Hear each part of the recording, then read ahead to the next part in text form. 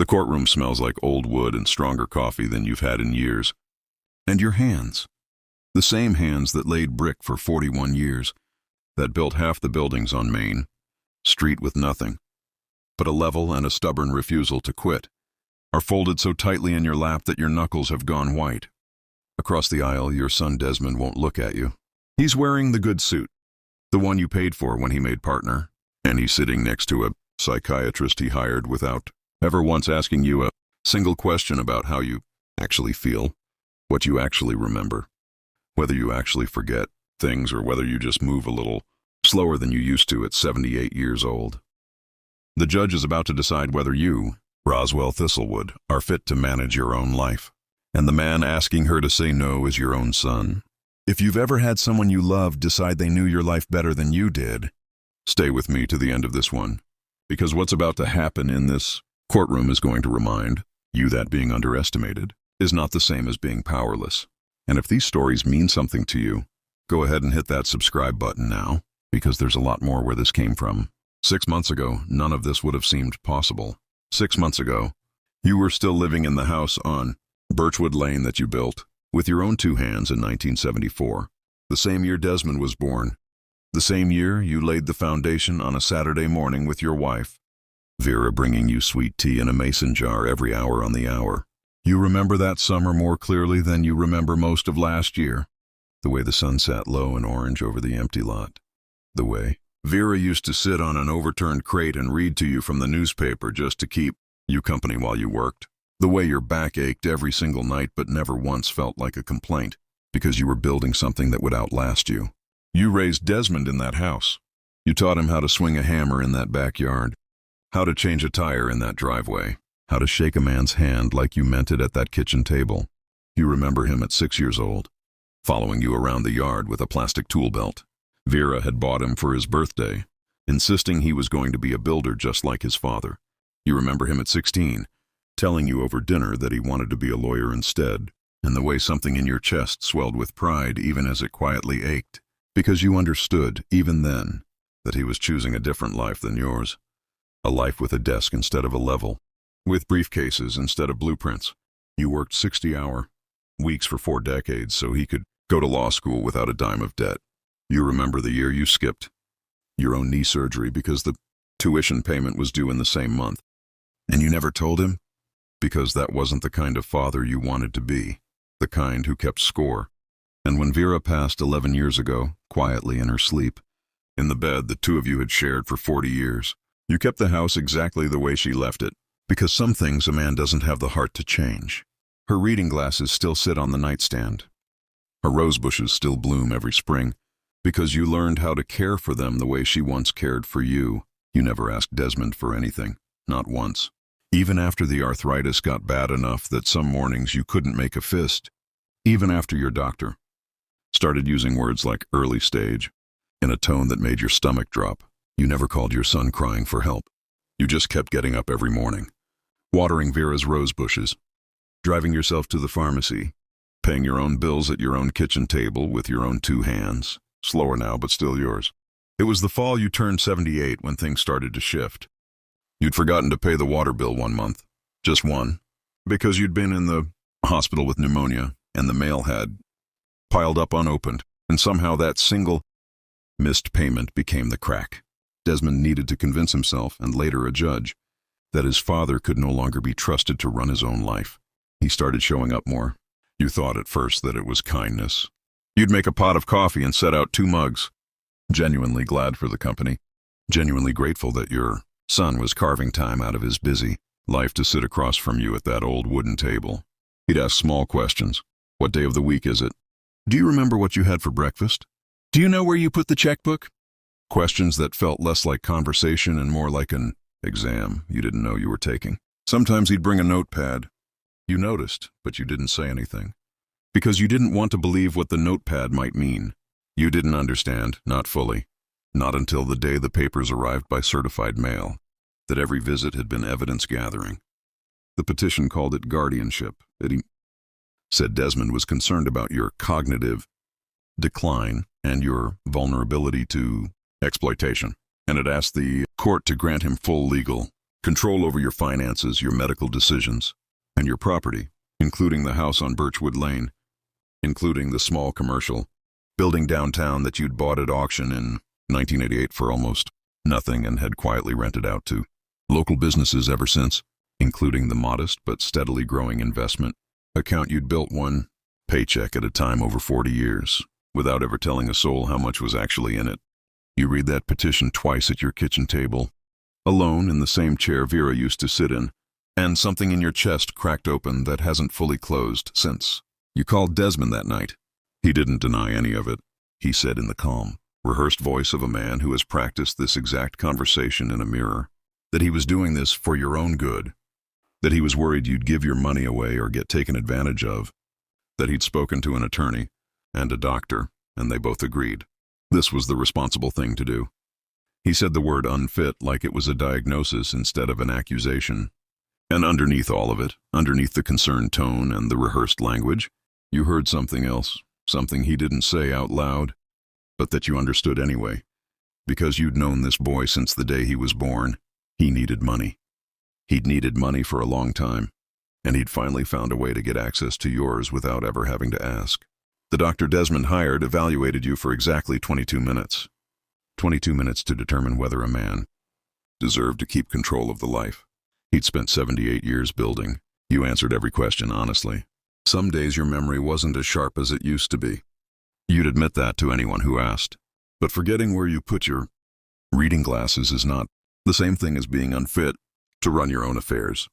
And you knew sitting in that sterile little office answering questions about the date and the president and what 3 words the doctor asked you to remember 5 minutes ago, that this wasn't really about your mind at all. You drove yourself home from that appointment, hands steady on the wheel, and you remember thinking, with a kind of quiet disbelief, that you'd spent your whole life being the one people trusted to fix things, the one neighbors called when a roof leaked, the one Vera called when she needed someone steady beside her. And now here you were, being measured against a checklist by a man you'd never met, on behalf of a son who used to fall asleep on your shoulder during Sunday drives. The lowest point came 2 weeks before the hearing, on a Tuesday evening, when you drove yourself downtown to check on the commercial building, the one with 4 tenants, a bakery, a tax office, a small law firm, and a flower shop that had been there since before Desmond was born, only to find a padlock had been changed on the side entrance without your knowledge, and a notice taped to the glass informing tenants that management arrangements were being reviewed pending a court proceeding. Your own son had gone behind your back to the property manager and started making changes to a building you'd owned outright for 36 years, before a single word had been decided in any courtroom. You stood on that sidewalk for a long time, reading that notice over and over, feeling something you hadn't felt since Vera's funeral, the specific, hollow ache of losing something you thought was permanently yours. The bakery owner, a kind woman named Perpetua, who'd rented that corner storefront for nearly a decade, came out and stood beside you without saying a word, just resting a flour-dusted hand on your shoulder, because she'd known you long, enough to understand that some moments don't need conversation. You sat in your truck outside that building for a long time that evening, engine off, hands resting on a steering wheel that suddenly felt like the only thing in the world still fully yours. You thought about Vera, about what she would have said, about how she used to tell you that the hardest thing about loving someone is watching who they become when they think no one's paying close enough attention. You thought about the 60-hour weeks, the tuition checks, the countless Saturdays you gave up so Desmond could have things you never had. And for the first time since the petition arrived, you let yourself cry in that parking lot quietly, the way men of your generation were taught to cry, alone, and only when no one else could see. But grief has a strange way of clearing a path if you let it sit long enough. And by the time you drove home that night, something in you had shifted from heartbreak into something steadier, something closer to resolve. You called an old friend the next morning, Pemberton Vance, a retired judge you'd known since the Rotary Club decades ago, a man who'd handled property law longer than most attorneys had been alive. You told him everything, your voice steadier than you expected it to be. He listened without interrupting, the way good judges learn to do, and when you finished, he said something that stuck with you for the rest of the week. "Roswell," he said, "the mistake people make with guardianship cases is thinking it's about memory. It's not. It's about paperwork. And if your paperwork is clean, no judge in this state can hand your life to your son just because he's decided he wants it. He connected you with an attorney named Ossian Prewitt, a sharp, soft-spoken woman in her 50s who'd spent her entire career defending elderly clients against exactly this kind of petition. She sat across from you at your kitchen table, the same chair Vera used to sit in, and asked you a question nobody, not even Desmond, had thought to ask in 6 months. "Mr. Thistlewood," she said, "do you have documentation showing exactly what you own and how you've managed it?" You almost laughed. 40 years of a man's life, and no one had asked to see the receipts. You spent the next 10 days pulling together every document you'd quietly kept in a fireproof box in your closet. The deed to the house, paid off in full in 1994.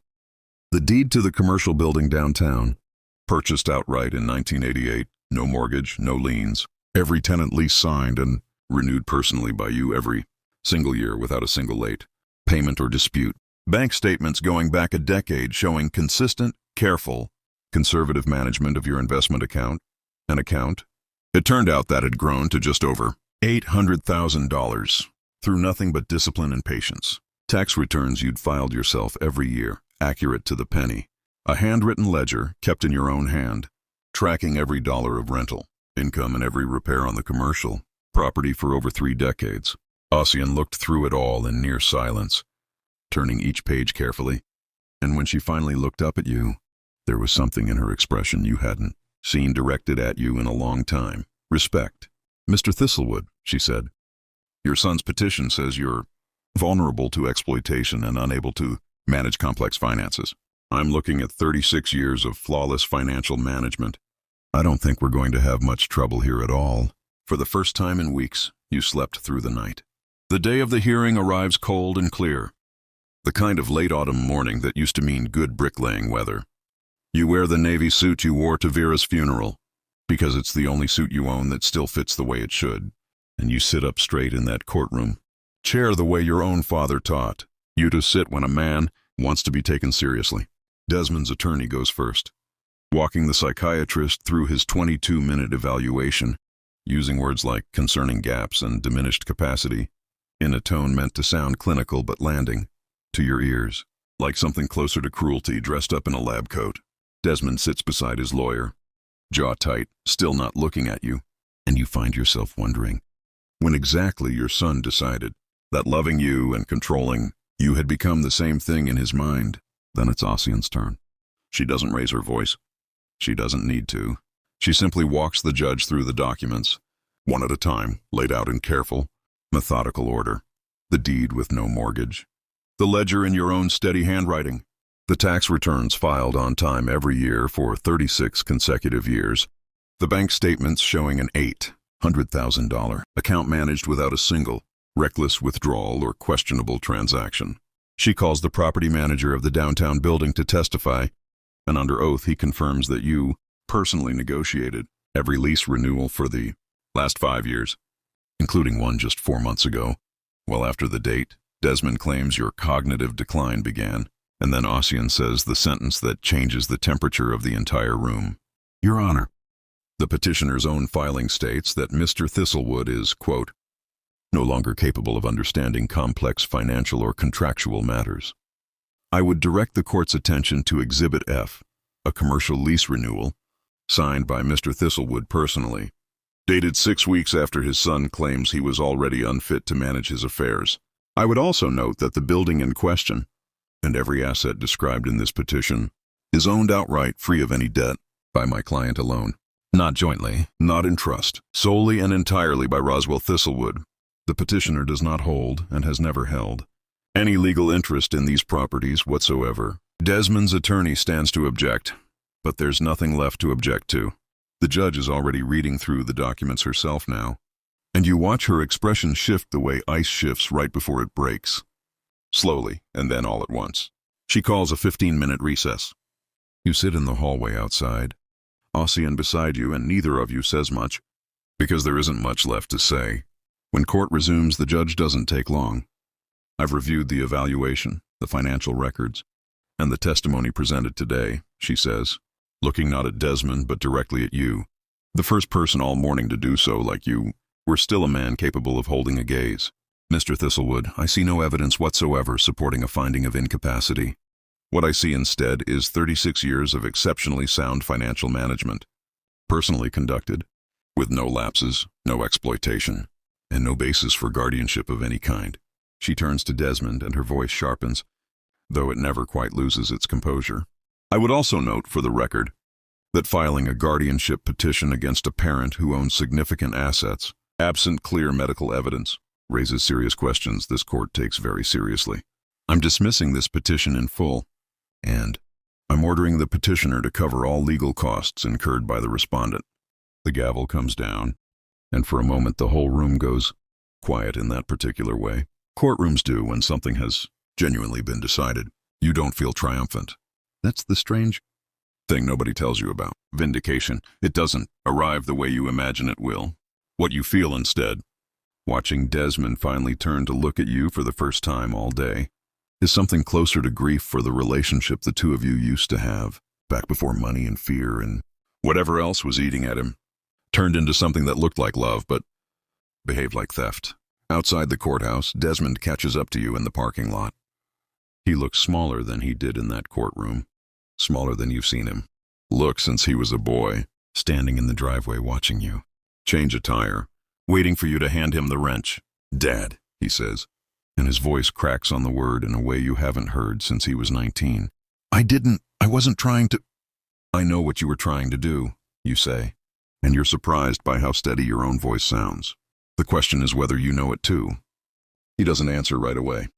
He just stands there in the cold, hands in his pockets, looking at the ground, the way he used to when he was a boy and knew he'd done something wrong but hadn't, yet found the words to say so.